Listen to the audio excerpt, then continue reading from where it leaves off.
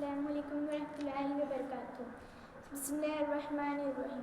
सर्व स्तुती अल्लाहसाठी आहे. दुरूद व सलाम असो अल्लाहचे अंतिम पैगंबर हजरत मोहम्मद सल्लल्लाहु अलैहि वसल्लम यांच्यावर. प्रिय भाऊ आणि बहिणींनो, आता आपण रसूल सल्लल्लाहु अलैहि वसल्लम यांच्या संदेशांच्या चौथ्या भागात अत्यंत महत्त्वाचे भागात पोहोचलो आहोत. हा भाग दुआ, आत्मसुधारणा आणि जीवन बदलणाऱ्या नसीहतावर आधारित आहे. दुआ मोमीनचे शस्त्र. रसूल सल्लल्लाहु अलैहि वसल्लम म्हणाले, दुआ ही इबादत आहे. नबी करीम सल्लल्लाहु अलैहि वसल्लम यांचा संदेश.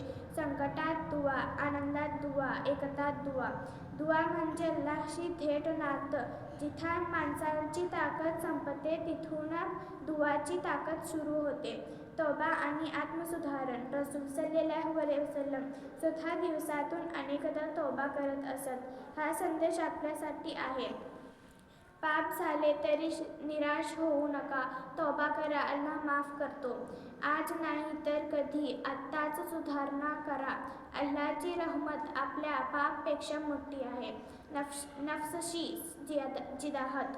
रसूल सल्लल्लाहु अलैहि वसल्लम म्हणाले, खरा मुजाहिद तो आहे जो स्वतःच्या नफ्सी जिहाद करतो. हा संदेश सांगतो, वासना, गर्व आणि रागावर नियंत्रण ठेवणे, हरामपासून स्वतःला रोखणे, स्वतःला अल्लाहसाठी झुकवा. आजच्या सर्वात मोठा जिहाद म्हणजे स्वतःला सुधारणे. सुन्नत जिवंत ठेवा. रसूल सल्लल्लाहु अलैहि वसल्लम यांचा अंतिम संदेश. सुन्नत पाळा. घरात, बाजारात, व्यवहारात सुन्नत पाळा. छोटे अमलही अल्लाहसाठी मोठे आहेत.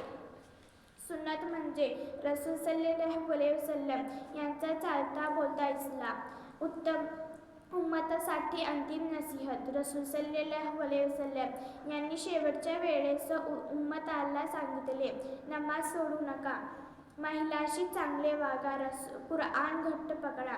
जो कुराण आणि सुन्नत पकडतो तो कधीही भरकटत नाही. अंतिम दुआ. हे अल्लाह, आम्हाला रसूल सल्लल्लाहु अलैहि वसल्लम यांचा खरा उम्मती बना.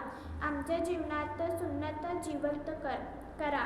आमच्या पापांना माफ करा आणि आम्हाला इमानावर मृत्यू दे. आमीन या रब्बुल आलमीन.